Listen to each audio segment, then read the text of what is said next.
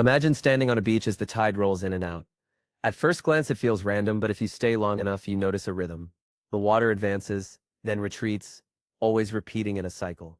Housing markets are a lot like that tide. They rise with momentum, crash with force, and then reset, waiting for the next swell. Right now, we're caught in a moment that feels confusing. Prices in some cities are climbing to dizzying heights, while others are quietly cooling down. It's like watching two different movies on the same screen. In Miami, sellers are suddenly realizing their bidding wars are slowing.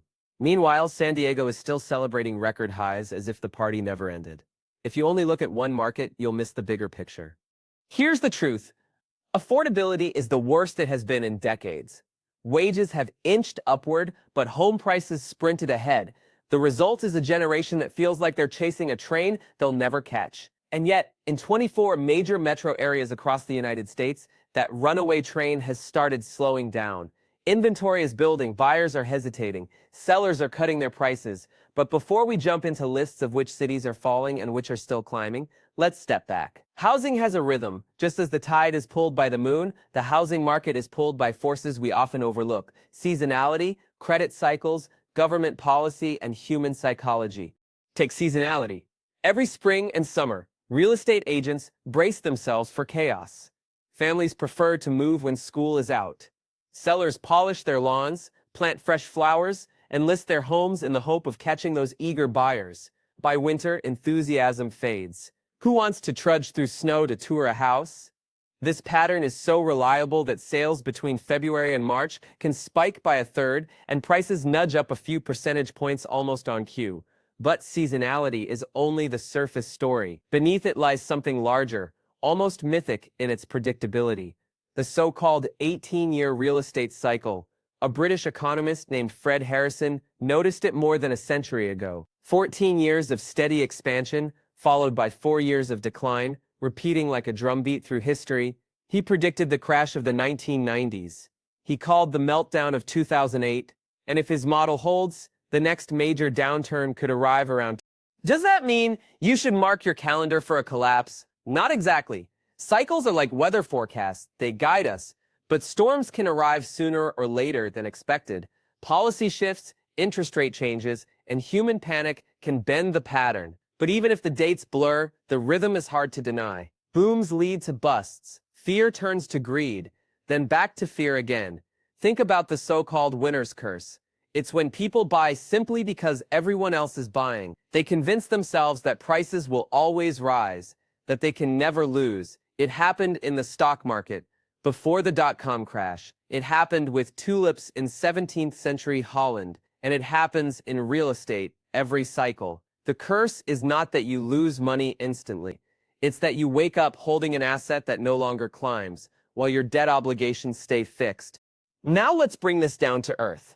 If you're sitting in Austin or Miami, you may already feel the early chill. Inventory is piling up. Price cuts are more common than bidding wars. Builders who once raced to meet pandemic demand are now facing empty lots and hesitant buyers. Florida and Texas, two states that boomed during the migration frenzy of 2020 and 2021, are leading the way down. That doesn't mean every neighborhood is collapsing, but the fever has broken. So where does that leave us? Somewhere between caution and opportunity. If you believe the cycle, the next 2 years could bring softer prices, maybe even bargains in places that once felt untouchable. If you ignore the cycle, you still can't ignore math. Affordability is stretched, interest rates are high, and many potential buyers are waiting on the sidelines.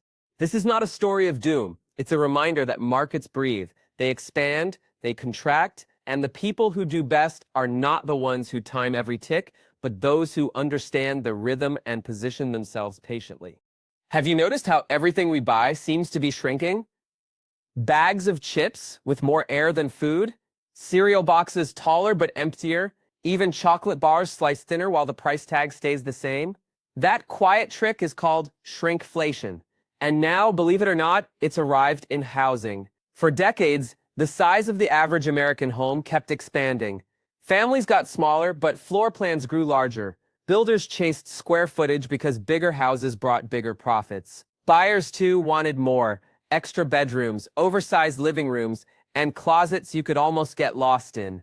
The result was homes that felt impressive on paper, but often had entire rooms that no one actually used. Today, that tide is shifting. Construction costs are rising. Affordability is stretched thin. And suddenly, builders are responding by going smaller. Detached homes that shave off 3 to 500 square feet. Starter houses designed with practicality, not grandeur. A kitchen island replacing the old formal dining room. A second modest bedroom instead of a cavernous master suite. Some call this a downgrade, but look closer and you'll see something different. For many families, it's a reset toward what actually matters. Less wasted space, lower taxes, smaller utility bills. In an era when every dollar feels tighter, a well-designed, smaller home can be a blessing, not a burden. Think about it like flying. Sure, first class is nice, but most of us just need to get from point A to point B. Would you rather pay a fortune for 3 extra feet of legroom or arrive at the same destination with more money left in your wallet? Housing is no different. I've lived in a spacious multi-bedroom house. I've also lived in a compact duplex with barely 900 square feet. The funny thing, that smaller place felt cozier, easier to maintain, and less stressful to manage. I wasn't heating empty rooms. I wasn't paying insurance on spaces that sat unused. Every corner had a purpose. This is where perspective matters. Bigger is not always better. A well-designed small home can give you freedom that a mansion never will. Freedom from debt. Freedom from high monthly bills. Freedom from working extra hours just to pay for a space you barely enjoy. The lesson here isn't that everyone should live tiny. It's that chasing square footage has hidden costs. Costs that drain your budget and your peace of mind. If you want financial breathing room, consider whether less space could actually give you more life. Next, I'll move into how interest rates, inventory shifts, and timing affect the buy versus rent decision and what practical strategies someone can follow in this uncertain market. Interest rates are the invisible hand steering today's housing market. For years, cheap borrowing fueled bidding wars. Buyers stretched their budgets because money felt almost free. Then rates shot up. Suddenly, that same house costs hundreds or even thousands more each month in mortgage payments. This shift creates a standoff. Homeowners sitting on 3% mortgages don't want to sell. Why trade a rock-bottom payment for one nearly double? Buyers, on the other hand, hesitate to commit when their monthly costs feel unbearable. The result is fewer transactions, tighter inventory, and a market that feels frozen in place. But frozen does not mean hopeless. It means you need a long view. Real estate is not a 7-year fling. It's more like a marriage. You commit for the long haul or not at all. If you can comfortably buy a home you plan to live in for at least 10 years, you'll likely weather the ups and downs. If your horizon is shorter, renting and investing the difference often makes more sense. Consider the math. Studies show that in many U.S. cities, it can take a decade or more just to break even when comparing the costs of buying versus renting. Factor in maintenance, insurance, property taxes, and closing costs. And the gap widens. Renting may feel like throwing money away, but in reality, it often buys you flexibility and lower risk. There's also psychology at play. People rush to buy because they fear missing out. They believe prices will only rise. Yet cycles tell a different story. Patience has value. Waiting through an overheated market can save you tens of thousands, even if it feels boring in the short run. So what's the strategy? Buy only if the numbers make sense with today's rates, not tomorrow's hopes. Choose a home you can afford without stretching every dollar. Plan for at least a decade in that space. And if that doesn't fit your reality, renting is not failure. It's a smart choice that keeps you mobile and financially safer until conditions improve. The people who thrive in housing are not the ones chasing headlines. They're the ones who treat decisions like chess, not roulette. They think several moves ahead, knowing the board will change. Next, I'll bring it all together with final lessons about cycles, affordability, and how to position yourself for stability and wealth, no matter where the market goes. Housing markets will always rise and fall. They are like breathing, expansion followed by contraction. The mistake people make is treating every inhale as permanent growth, forgetting that an exhale always follows. If history and cycles teach us anything, it's that downturns are not disasters. They are resets. They clear out speculation, correct prices, and prepare the ground for the next wave of growth. That is why the smartest approach is not to chase the peak or the bottom, but to align your choices with time horizons you can actually control. For someone buying a home, that horizon is 10 years or more. A decade is enough to ride out interest rate swings, recessions, or temporary price declines. If you buy with comfort and patience, your odds of regret shrink dramatically. For someone renting, the horizon is flexibility. Renting can buy you years of freedom from debt, years of compounding investments, or simply the space to wait until the numbers make sense.